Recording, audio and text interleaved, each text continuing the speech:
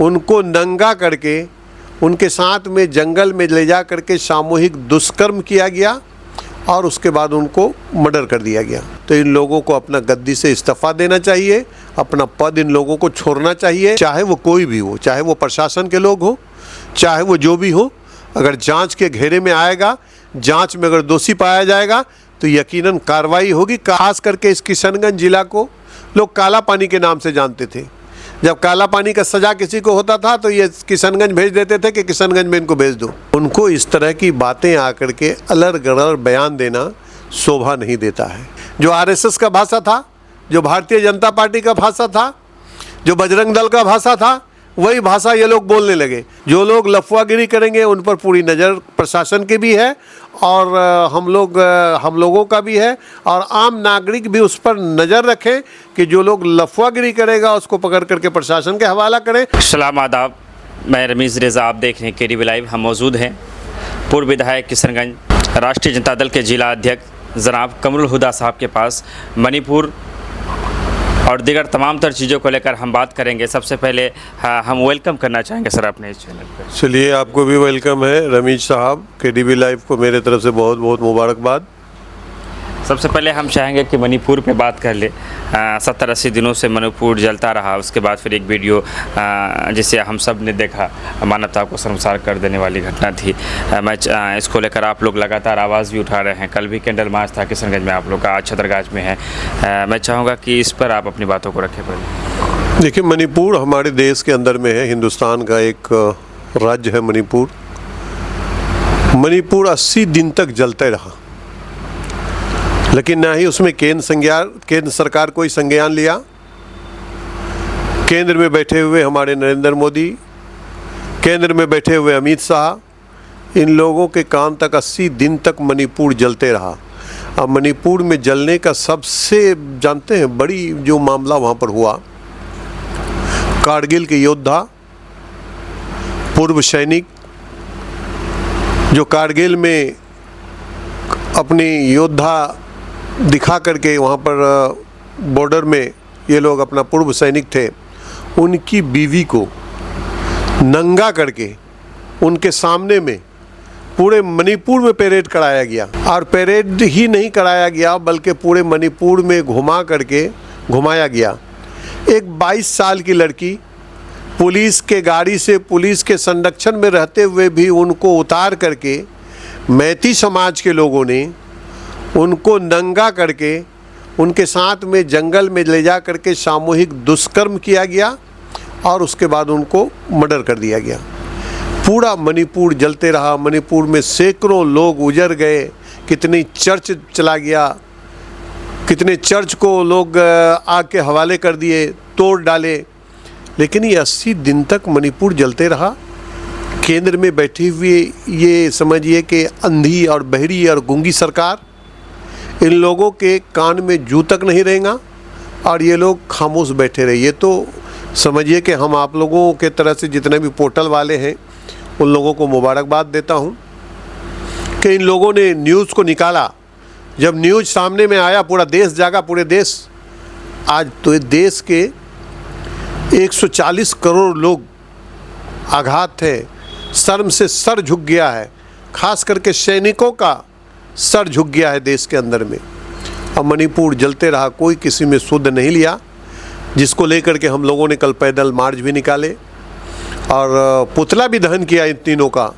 जो वहाँ पर बीजेपी की सरकार है, बीजेपी का मुख्यमंत्री है, और इन लोगों के अंदर में जरा सा भी अगर नैतिकता है अमित शाह और नरेंद्र मोदी के अंदर में, तो इन लोगों को वहाँ पर राष्ट्रपति शासन लगा देना चाहिए। अगर राष्ट्रपति शासन नहीं लगाते हैं तो इन लोगों को अपना गद्दी से इस्तीफा देना चाहिए, अपना पद इन लोगों को छोड़ना चाहिए। और मणिपुर की बेटी, ये मणिपुर की बेटी नहीं है, ये जो कुकी समाज की बेटी है, ये सिर्फ मणिपुर की नहीं बल्कि पूरी देश की बेटी है। पूरे देश में हमारे ये जो पूरे देश के अंदर में नरेंद्र मोदी और अमित शाह कहते हैं कि बेटी पढ़ाओ बेटी बचाओ। मैं तो ये कहता हूँ कि ये लोग ये कहते हैं कि बेटी को तुम कैसे पढ़ा लोगे और बेटी को तुम कैसे बचा लोगे, ये लोग चैलेंज करते हैं। ये लोग कहनी कुछ और है, कथनी कुछ और है, कहते कुछ और है, करते कुछ और हैं ये लोग। इसलिए ये जो नरेंद्र मोदी और अमित शाह के अंदर में जरा सा भी अगर नैतिकता इन लोगों के अंदर में है तो इन लोगों को पद से रिजाइन देना चाहिए। और अगर ये लोग ढीठ बन करके पद में बने रहेंगे तो सामने में 2024 है, पूरा देश का जनता अब जाग चुका है, पूरे देश के जनता इन लोगों को जवाब देने का काम करेगा, इन लोगों को गर्दन में हाथ दे करके 2024 में गद्दी से उतारने का काम करेगा देश की जनता। मणिपुर पे सारी बातों को आपने प्रस्तुत किया। हम चाहेंगे कि जीतन राम मांझी जी जो कि मुख्यमंत्री भी रह चुके हैं बिहार के और हम पार्टी का संरक्षक भी है, एक विशेष तबके का नाम लेकर के उन्होंने कहा कि वो लोग आदिवासी के ज़मीन को कब्जा करते हैं और इस तरह से भावनाएं आहत हुई है। लगातार तमाम तर जो किशनगंज के राजनीति में जो लोग अपना योगदान दे रहे हैं उन लोगों अपनी बातों को रख रहे हैं, उस पर जवाब देने का काम कर रहे हैं। इस पर क्या कुछ कहना चाहेंगे आप? कई दिन पहले हमारे राज्य के, बिहार राज्य के पूर्व मुख्यमंत्री जीतन राम मांझी, पूर्व मुख्यमंत्री ही नहीं बल्कि कई मंत्रालय भी पहले ये रह चुके हैं, कई मंत्रालय में, एक सीनियर लीडर बिहार के, उनको इस तरह की बातें आकर के अलर गड़र बयान देना शोभा नहीं देता है। ये जो आकर के यहाँ पर बयान दिए कि शेरशाहवादी बिरादरी बाहर के हैं, ये लोग बाहर से आए हुए हैं और आदिवासी के ज़मीन को ये लोग कब्जा करते हैं। मैं कह देना चाहता हूँ जीतन राम मांझी जी से कि जीतन राम मांझी जी, यहाँ पर शेरशाहवादी बिरादरी के जो लोग हैं ये लोग मेहनत कश हैं, मेहनत करके, मुशक्क़त करके, अपनी जान पर खेल करके ये लोग ज़मीन से पैदावार करके आज ये लोग तरक्की के रास्ते पर हैं, तरक्की के मुहाने पर हैं। और ये लोग बांग्लादेश से नहीं आए हैं, ये इसी हिंदुस्तान के पैदाइश हैं, इसी हिंदुस्तान के रहने वाले हैं।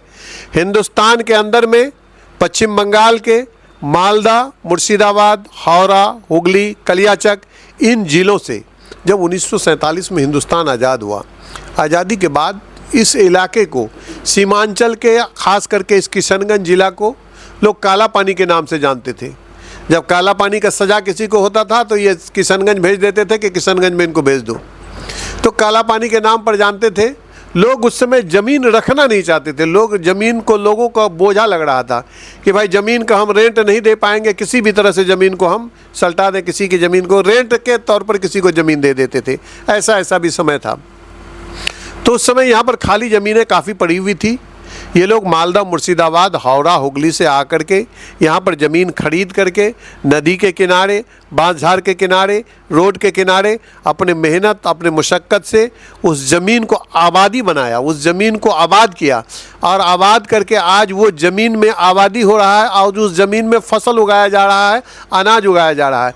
ये अपना मेहनत मुशक्क़त से आज तरक्की के रास्ते पर आए हैं और आज शिक्षा के क्षेत्र में आगे शेरशाहवादी बिरादरी हैं, स्वास्थ्य के क्षेत्र में आगे शेरशाहवादी बिरादरी हैं, पढ़ने लिखने में शेरशाहवादी के बच्चे भी आज आगे हैं।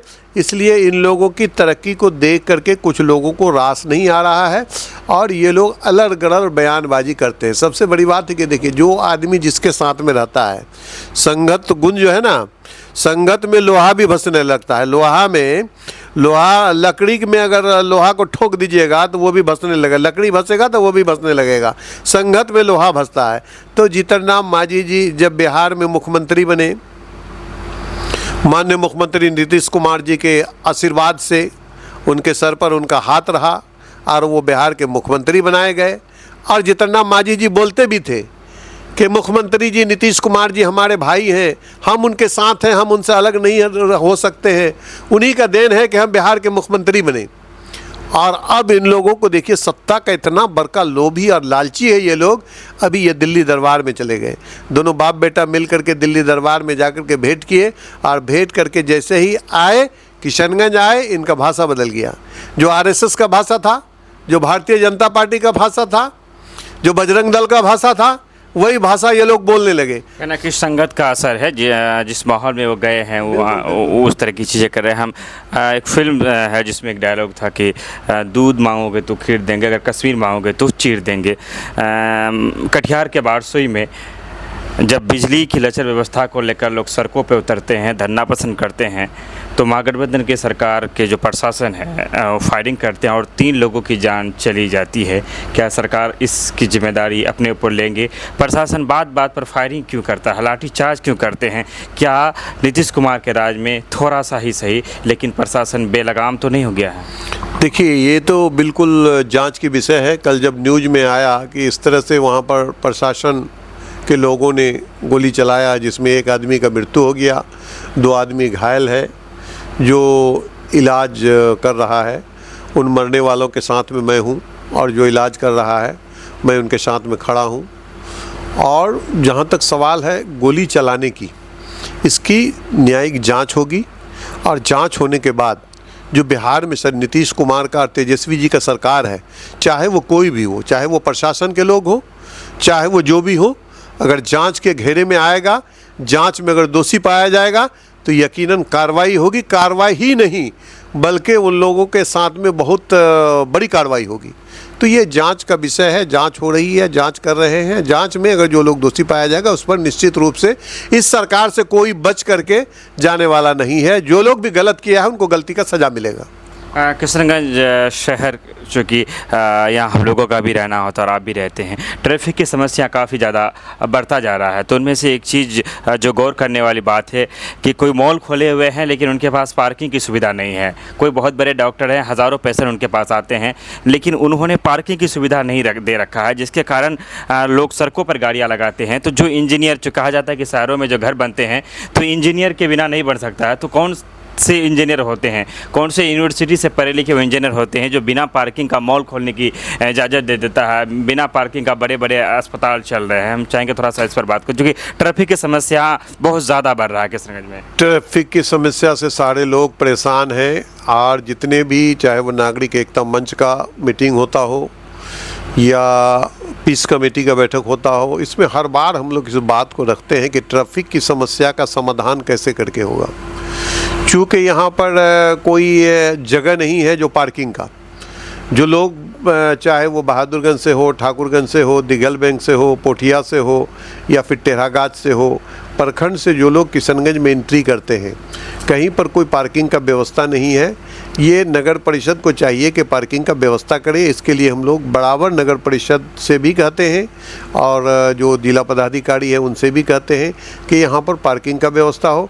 पार्किंग का व्यवस्था तो अभी हाल में 2 दिन पहले मीटिंग हुई थी, उस मीटिंग में बड़ी मजबूती के साथ इस बात को रखा गया था कि चाहे मुहर्रम हो या फिर दुर्गा पूजा हो या फिर आम दिनों में जो लोग बाहर से किशनगंज आते हैं, किशनगंज में आने के बाद चाहे वो मरीज लेकर के डॉक्टर के यहाँ पर आते हैं, अगर उनको शौचालय सोच लग जाए, पेशाब करने के लिए कहीं पर जाने की ज़रूरत हो, तो इस तरह का कोई सामुदायिक शौचालय भी यहाँ पर नहीं है। जो औरतें, हमारी माँ बहनें आती हैं, इलाज के लिए आती हैं या घूमने के लिए आती हैं या फिर मॉल में शॉपिंग करने के लिए आती हैं, अगर उनको शौच अचानक लग जाए तो शौच के लिए कोई व्यवस्था नहीं है। सार्वजनिक शौचालय का व्यवस्था के लिए हम लोग डीएम साहब के संज्ञान में ये दिए हैं कि सार्वजनिक शौचालय बनाया जाए, पार्किंग का व्यवस्था किया जाए। और चूँकि अब आबादी बढ़ रही है, आबादी का बढ़ते हुए आबादी को देख करके ये बस स्टैंड को भी हम लोग हटाने की बात कर रहे हैं, जो पश्चिम पाली से हट करके वो समझिए कि उधर लाहड़ा के तरफ चले जाए या उधर पुलिस लाइन के तरफ चले जाए। ये हर बार हम लोग मीटिंग में मजबूती के साथ इस बात को रखते हैं जो किशनगंज में पार्किंग का व्यवस्था हो, शौचालय, सार्वजनिक शौचालय का व्यवस्था हो और ये जो बस स्टैंड है, जो टेम्पो स्टैंड और टोटो स्टैंड है, इन सब को भी शहर से थोड़ा सा दूर हटाया जाए तो ये जाम का समस्या है, ये जाम का समस्या कुछ हद तक कम होगा। हम चाहेंगे आखिर में मुहर्रम है सामने में, मुहर्रम को लेकर आप लोगों से अपील कर दें।